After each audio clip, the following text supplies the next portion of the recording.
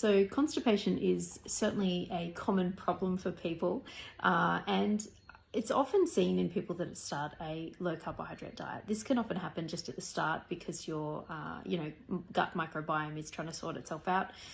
Sometimes it's about understanding how much fat you actually need to be eating. Sometimes when somebody's consuming not enough fat and too high protein, this can cause constipation. Other things that are prone to causing constipation are a high consumption of dairy foods. I won't go into the mechanism by which that occurs, but dairy certainly is highly constipating, mainly because of its casomorphine content. And other things like having a low thyroid activity can also cause constipation as well. And of course, if there is any kind of neuronal issue innervating the gut, slow neuronal innervation, this is obviously going to result in constipation as well. So it's really important to figure out what is causing the constipation. Could any of these be what you're experiencing, and try to sort that out.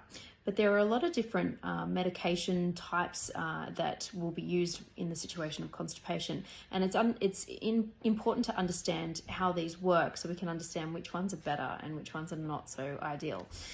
So the two main ones that are more often than not used in constipation are, bulk laxatives. So you might have heard of things like psyllium husk. This is essentially where you're adding in bulk fiber so that this will increase the size of the stool, and this is going to trigger the defecation reflex. So it's basically just increasing the size of the stool that's going to trigger the muscles of the gastrointestinal system to sort of push the bolus through. The reason this isn't always ideal is, of course, if you're creating a larger stool and, while this can trigger that response, if you don't have enough neural innervation, this is just going to make a larger thing harder to pass through a smaller hole. So I would say this is an ideal thing to use. And as I said, an example of that would be psyllium husk. Other ones, and I think this one's pretty obvious why it's not ideal, are irritants and stimulants.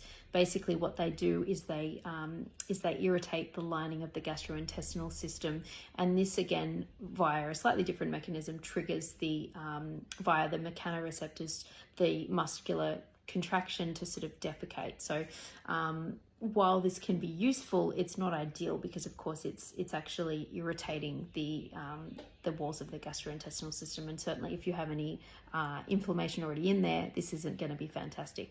Examples of this will be senna, castor oil, things like that. I believe caffeine a suppository might even be an example of this too.